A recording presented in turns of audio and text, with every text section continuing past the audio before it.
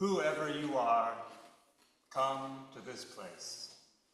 Wherever you come from, come to this place. Whatever you are feeling, come to this place. Whatever you seek, come to this place. Whomever you love, come to this place. Come, let us gather together in love in this sacred space to worship together. I invite you to rise and embody your spirit, to join our voices in our opening hymn, number 1023 from the Tail hymnal, There's a River Flowing in My Soul. 10:07. Oh yeah, 10:07, thank you.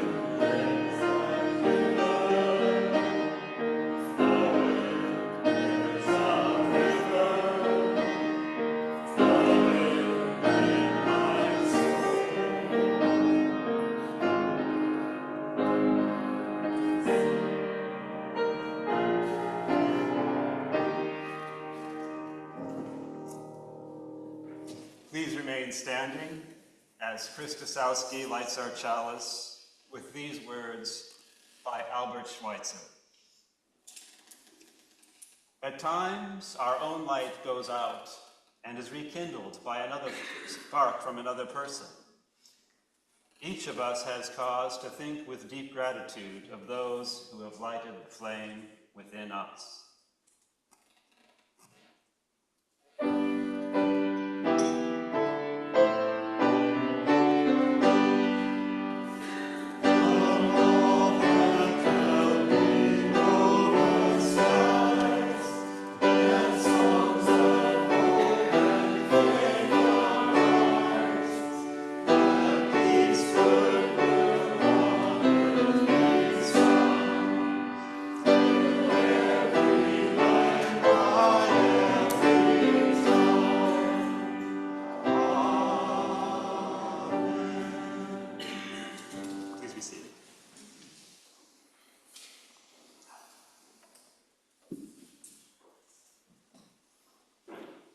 An incident with 3 illustrative figures. While my family will confirm that this story is true, I found that I needed to make up many of the details, beginning with my age. Let's say that I am 13. That would make my brother Michael 11, and my little sister Melissa 7. We begin with figure 1. Dinner seating at the Foo kitchen table.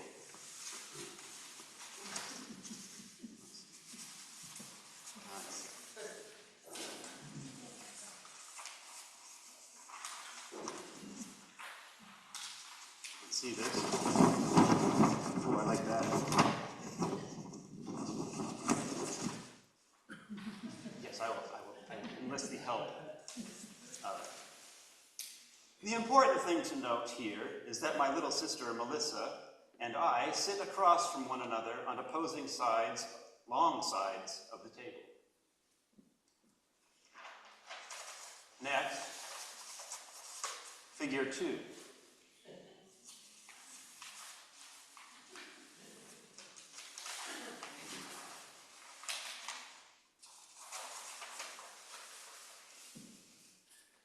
The table.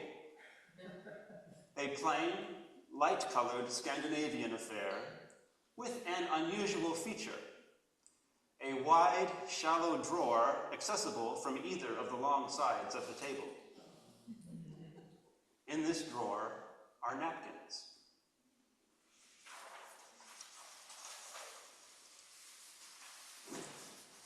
So,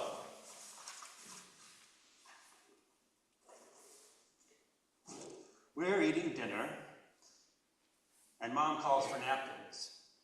My little sister Melissa eagerly says, I'll get them. She pulls the drawer open and thrusts her hand inside.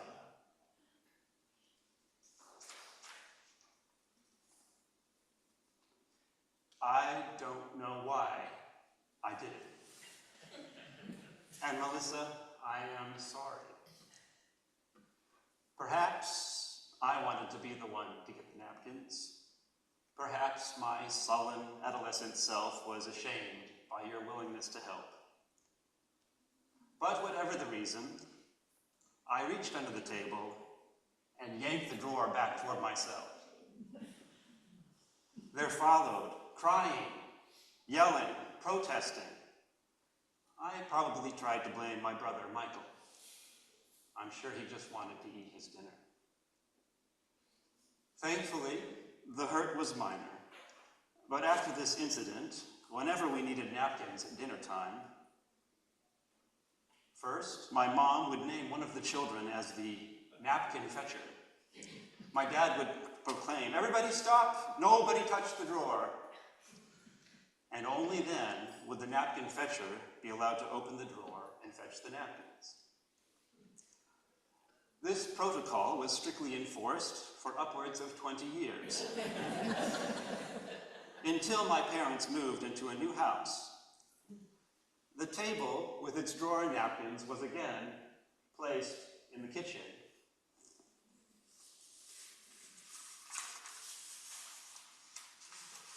We see here in figure 3 that it has been placed with one long side up against the wall.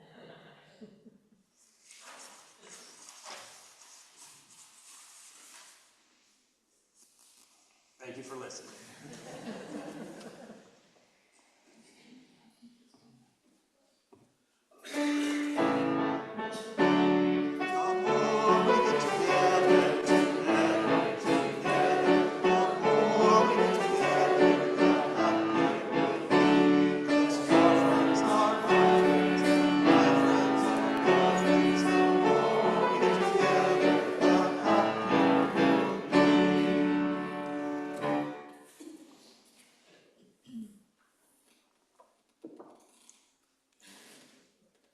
Please remain seated for our prayer hymn, number 211, from the Graham hymnal, "We Are Climbing Jacob's Ladder."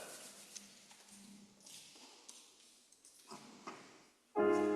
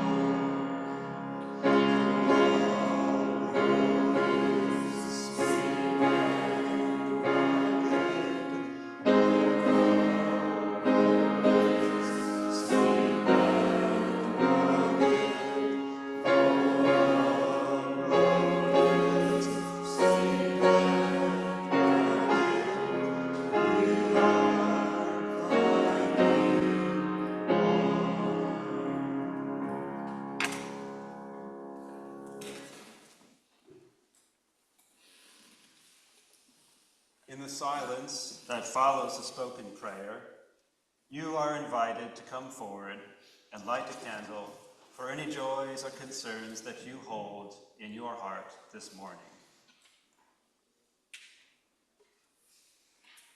Dear God, we arrive here in this moment just as we are. We are parents, siblings, sisters, brothers, strangers, friends, and significant others. For these few moments, let us put these roles aside. For these few moments, let us remember that the mystery of our being transcends our relationships. We are tinkers, tailors, soldiers, spies, healers, makers, bakers of pies. For these few moments, let us quiet our hands. For these few moments, let us remember that in the end, our hands will be quiet. We live in a world of information. We know so much from our educations. For these few moments, let us forget all the answers. For these few moments, let us remember the importance of questions. And let us remember that there are things that we will never know.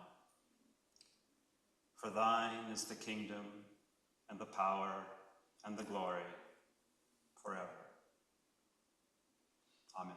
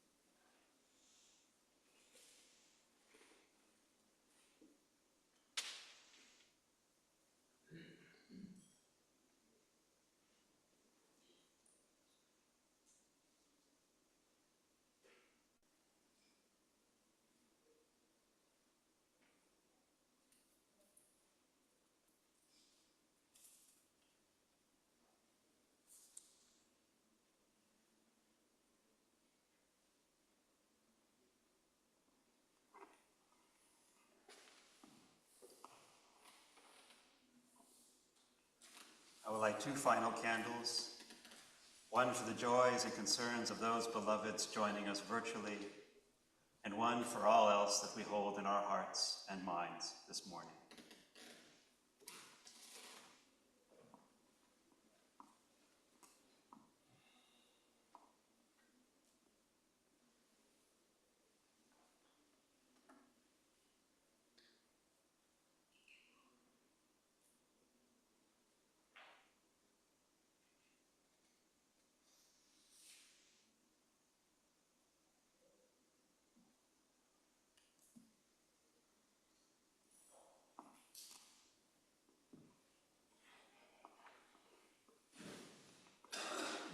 If your heart is hurting, know that your community is here to help.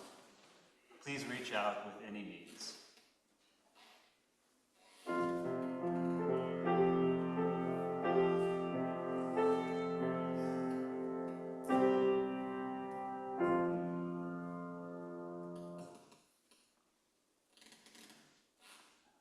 The universe is a generous place. Powered by the sun, the food grows, and in this way our bodies are fed. Powered by our time, our talents, and our treasures, the church thrives, and in this way our souls are fed.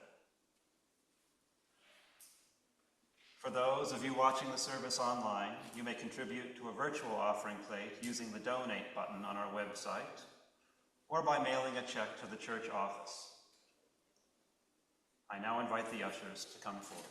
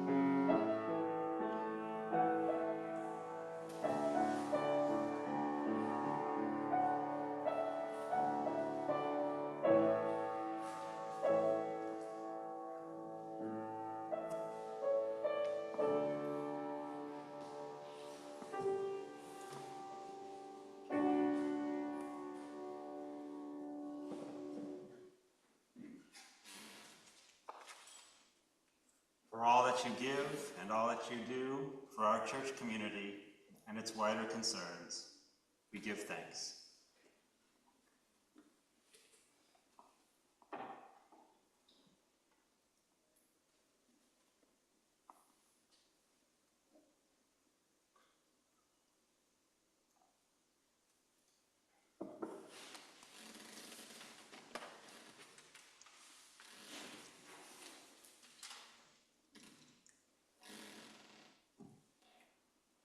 Our first reading this morning is from Anam Cara by John O'Donohue. One of the great poverties of our modern culture of rapidity, stress, and externality is that there is so little attention to memory. The computer industry has hijacked the notion of memory. To say computers have memory is false. A computer has storage and recall. Human memory is, however, more refined, sacred, and personal. Memory has its own inner sensibility. Within that temple, different experiences are grouped according to their particular feeling and shape. Our time suffers from a great amnesia. The American philosopher Santayana said, "Those who cannot remember the past are condemned to repeat it."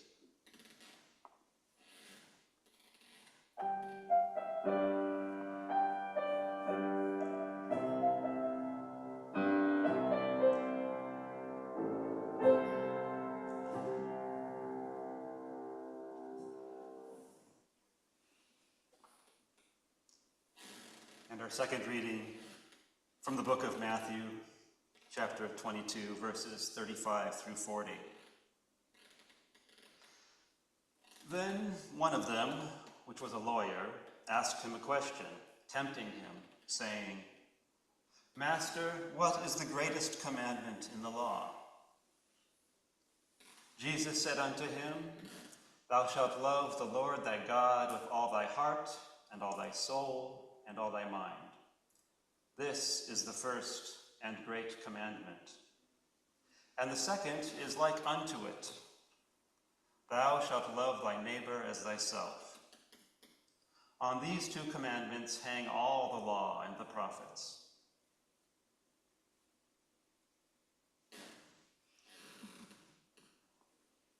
I invite you to rise and bow to your spirit to join our voices in hymn number 66 from the gray hymnal, "When the Summer Sun is Shining."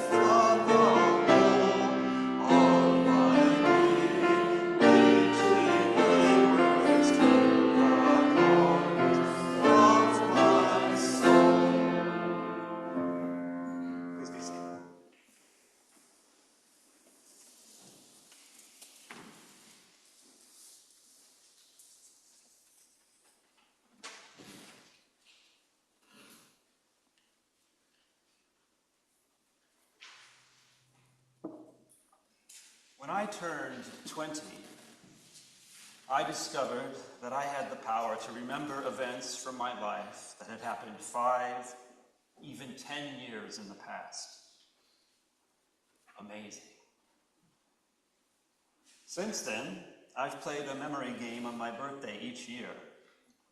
I try to dredge up a memory from each multiple of 5 years past for as far back as I can. It has always been a pleasant, interesting, and rewarding diversion.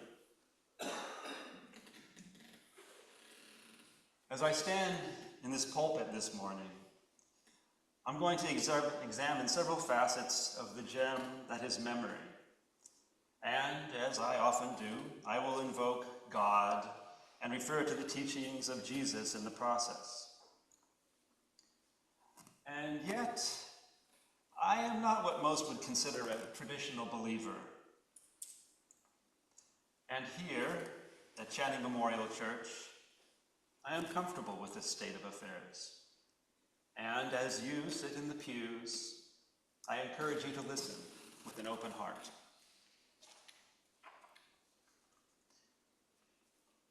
Memory can be a meandering kind of thing, and seeing as how I'm up here for the next 20-some-odd minutes, it would be civil of me to give you a roadmap. So, First, I will talk about one of our underused superpowers, memorization. Next, there'll be a good old-fashioned rant about the dangers of technology. And this will be followed by some words on the importance of forgetting. Finally, Jesus will back clean up to tell us what we really need to remember. Let us begin. Whenever I taught a course at my workplace, on the first day of class, I would learn the names of the students. This could be anywhere from 15 to 50 people. I have a knack for quickly learning faces and names, and the students were always impressed. Some years back, after witnessing my little party trick, one student recommended the book Moonwalking with Einstein by Josh Foer, a popular book about history, art and science, and competitive sport of memorization. I read it, and it was fascinating.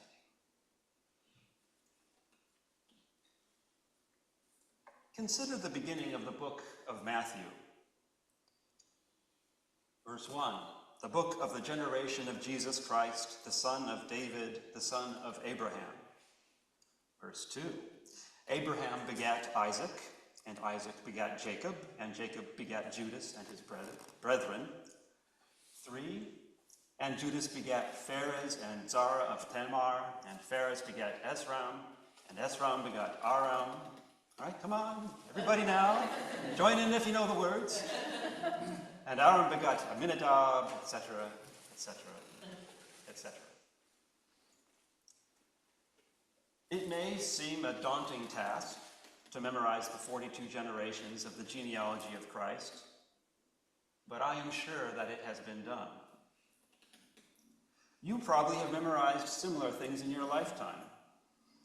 Perhaps the capitals of the 50 states, or Mark Antony's speech from Julius Caesar, friends, Romans, countrymen, lend me your ears. In Moonwalking with Einstein, the author, Josh Foer, embeds himself in the world of competitive memorization, where people try to outdo one another in memorizing ordered decks of cards, lists of random numbers, faces and names, freshly minted poetry, and other such contrivances. It is a weird world. What is the point of being able to memorize the order of a deck of cards? For one thing, the practitioners of the sport are convinced that it is good exercise for their brains, that it helps prevent or slow the effects of possible dementia. I would like to agree, but I think the science is still out on this. Another thing is that it is a testament to our amazing powers. And it is not some kind of special talent or intelligence so much as a matter of technique and practice. Competitive memorizers make no claims to genius. They use ancient methods and they practice hard.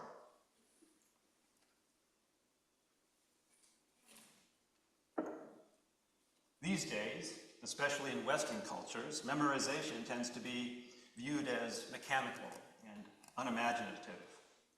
Oh no, we don't memorize here. We understand things. And the memorization competitions in Moonwalking with Einstein tend to be viewed as a kind of freak show. But I believe that such views are throwing the baby out with the bathwater. While it is absolutely true that memorization alone is not understanding, there can be no understanding without it. Indeed, in India, the tradition of learning is first memorize. Understanding will come later. Because memorization allows us to bootstrap our knowledge. That is, by memorizing simple things, we can use them to reason about and understand more complicated things. For instance, let's say that while you're awake, you do something every 10 seconds. Approximately how many times would you do that thing in a year? It is easy to answer this question if you have memorized that there are roughly 33 million seconds in a year, which means that there are roughly 3.3 million 10-second intervals, and assuming that you sleep roughly a third of the time, the answer is roughly 2.2 million times. Remember that figure. There will be a quiz after class. To become literate in Chinese, one must memorize roughly 2,000 characters. In the Muslim tradition, the term hafiz, meaning guardian, is given to any person who has memorized the entire Quran. And millions of Muslims have earned this title. Amazing. Back in the day, memorization was crucial to preserving information and knowledge. Written records were rare, unwieldy, and expensive. But nowadays, the equivalents of these records are common, portable, and ludicrously cheap. Consider the photograph.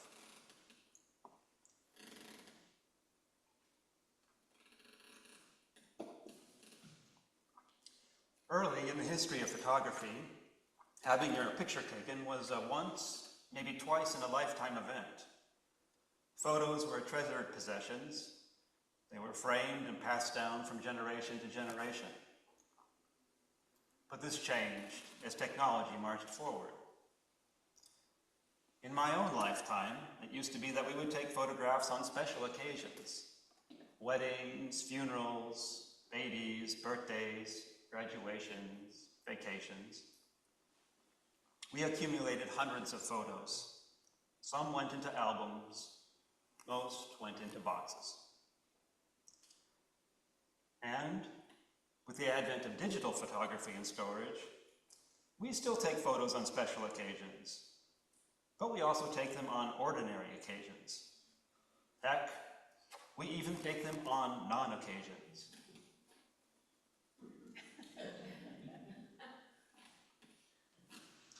We have a computer at home with thousands of photos on it that we rarely, if ever, look at. But what if you had a photo for every 10 seconds of your waking life? How many photos would that be in a year? About 2.2 million. Why would anyone want to do that? One chapter of Moonwalking with Einstein is devoted to an interview with Gordon Bell, co-author of the book Total Recall. I now quote from its introduction, which starts out with the following proclamations in large, friendly block letters. The total recall revolution is inevitable. It will change what it means to be human. It has already begun. This introduction continues, quote, what if you could remember everything?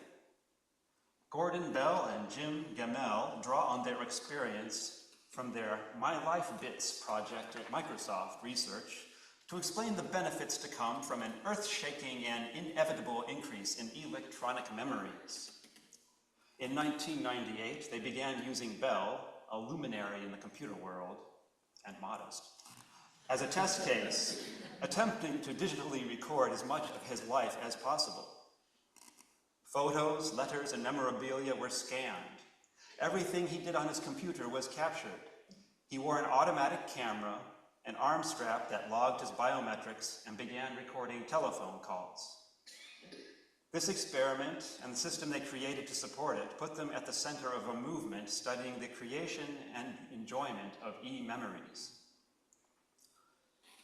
Since then, the three streams of technology feeding the total recall revolution, digital recording, digital storage, and digital search, have become gushing torrents. We are capturing so much of our lives now, be it on the date and location stamped photos we take with our smartphones, or the continuous records we have of our emails, instant messages, and tweets, not to mention the GPS tracking of our movements that many cars and smartphones do automatically. We are storing what we capture either out there in the cloud of services, such as Facebook, or on our very own, increasingly massive and cheap hard drives. But the critical technology, and perhaps the least understood, is our magical new ability to find the information we want in the mountain of data that is our past. And not just Google it, but data mine it so that, say, we can chart how much exercise we have been doing in the last 4 weeks in comparison with what we did 4 years ago. In health, education, work lives, and our personal lives, the total recall revolution is going to change everything. As Bell and Gamel show, it has already begun. End quote. I'm going to skip about 500 more words of this now and share with you one more sentence before I share my reaction to this. Quote, total recall is a technological revolution that will accomplish nothing less than a transformation in the way humans think about the meaning of their lives. End quote. Please excuse me while I puke. Revolting, horrifying, yuck. To be fair, perhaps I should actually read the rest of Total Recall before passing total judgment on it. Perhaps, in my lifetime, recording equipment will be viewed as nothing more than a kind of eyeglasses for one's memory. Perhaps.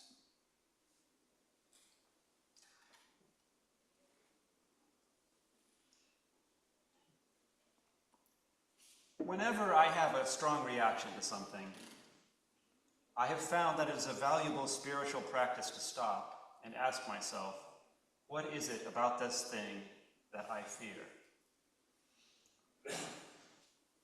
Part of my fear is that I know that losing my mind as I age, via dementia, is a real prospect.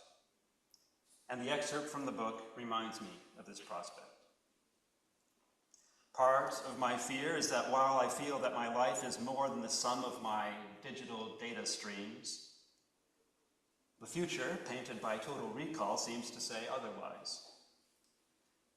Part of my fear is that recording one's life in this way seems to be a substitute for real living, a substitute for real awareness.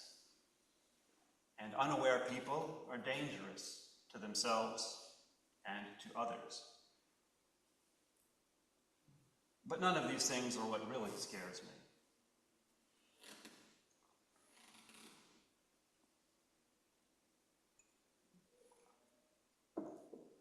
If you happen to be with our church for some time, you may have already heard the story of my sister and the napkin drawer, first told in November of 2013.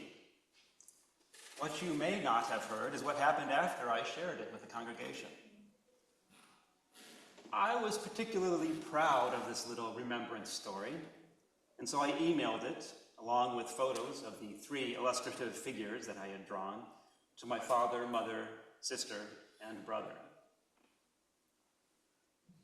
Not one of them remembered the incident. Nor did anyone remember the napkin fetcher protocol. My mother did remember the table.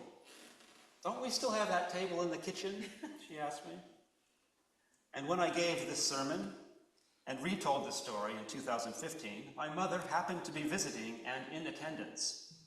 And she interrupted to tell me that the table had 2 drawers. And she was right. My little sister, Melissa, did confess to having an irrational fear of putting her hand into drawers when she was growing up. But that's all. My family doesn't remember the incident like I did. Maybe it didn't happen the way I think it did. We ate thousands of meals at that table as I grew up, and I'm remembering one incident, along with maybe a handful of times that the so-called napkin fetcher protocol was enforced. Yet somehow, that one incident and its aftermath was formative for me. Now, what if I had been outfitted for total recall at the time and the incident in the kitchen table had been recorded?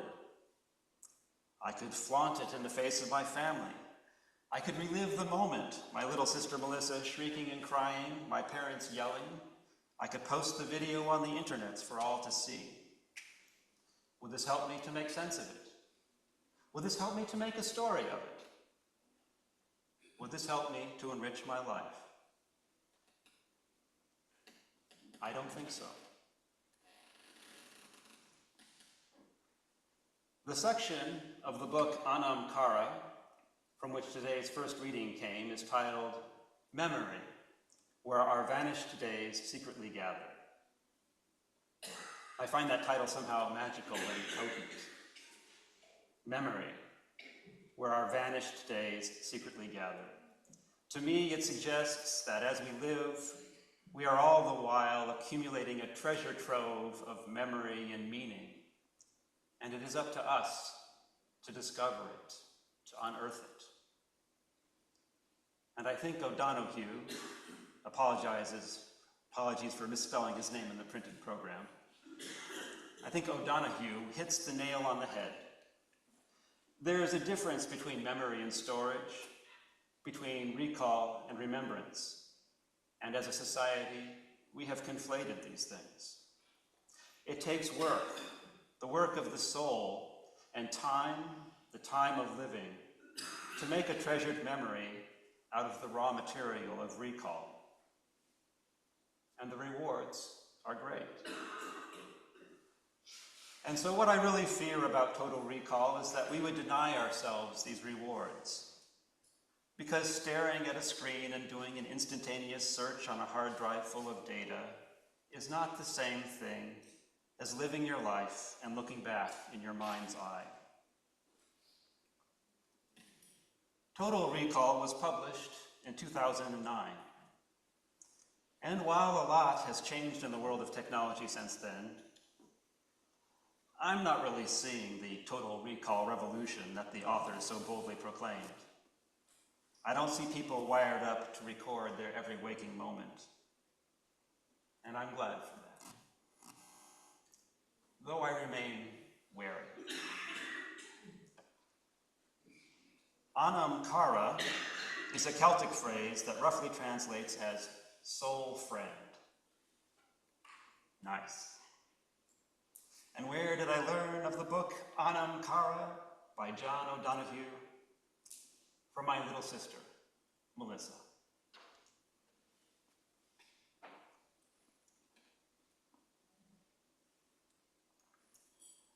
The introduction to Total Recall ends with a compelling question from Bill Gates.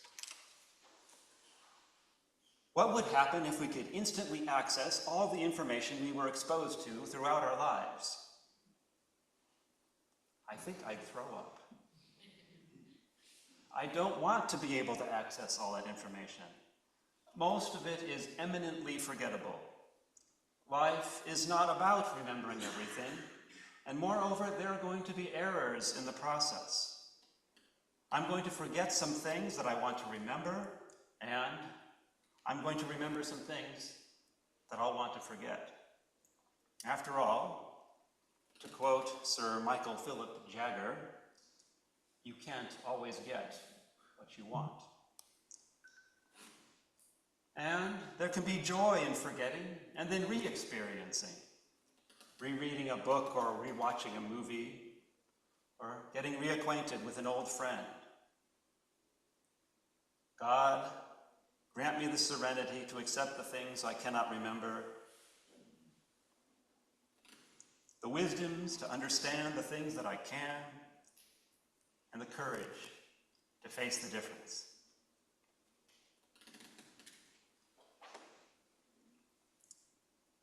In Moonwalking with Einstein, I read a case study of a man who has an absolutely phenomenal arguably computer-like memory. But he cannot function in society because he cannot filter. He does not forget anything, and so he does not know what is important. There are good reasons to fear our forgetfulness. There are issues of personal safety. Yes, child, this flame is hot, too. There are issues of injustice. So often we keep walking down that street and falling down that hole because we do not remember the right things. But I take comfort in the idea that it is God's job to remember everything, and that it is our job to use our God-given powers to remember what is most important. So, what is most important, and who can tell it to us?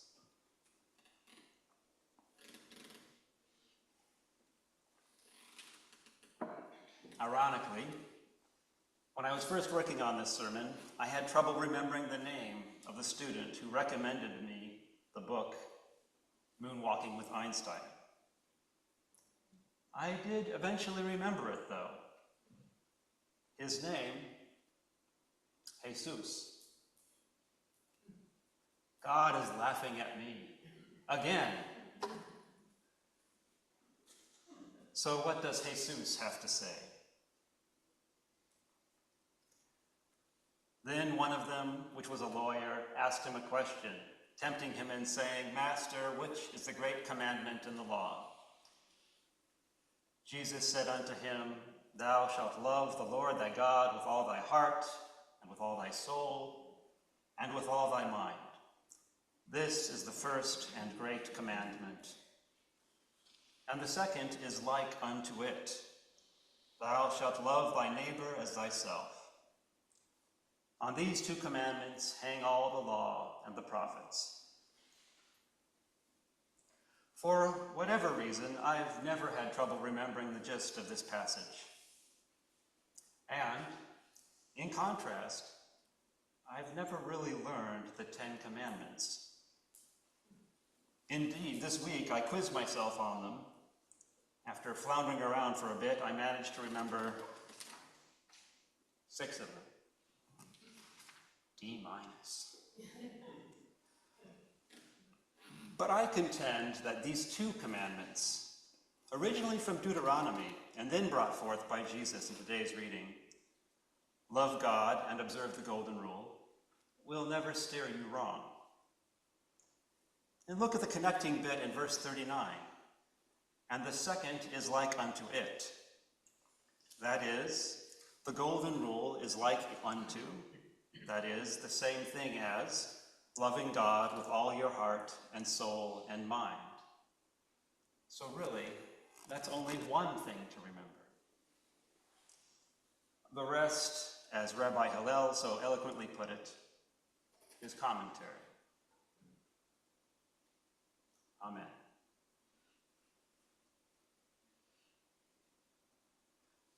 Please rise and body your spirit to join our voices in hymn number 57 from the gray hymnal, All Beautiful the March of Days.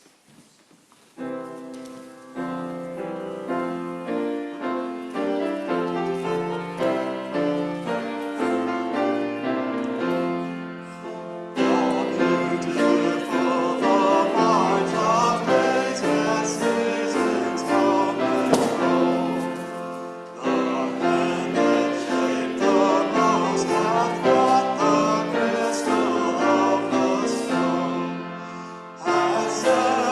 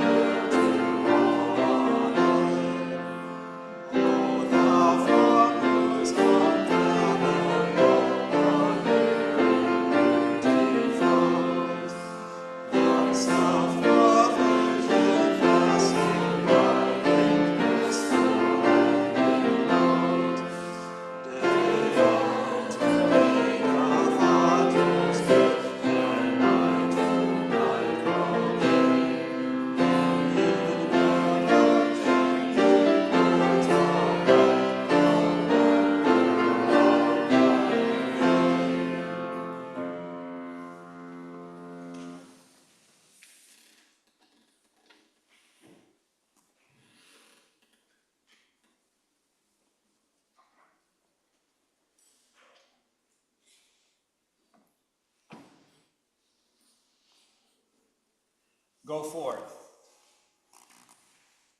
Exercise the power of your mind. Delight in the treasure trove of your memories. And always remember what is most important.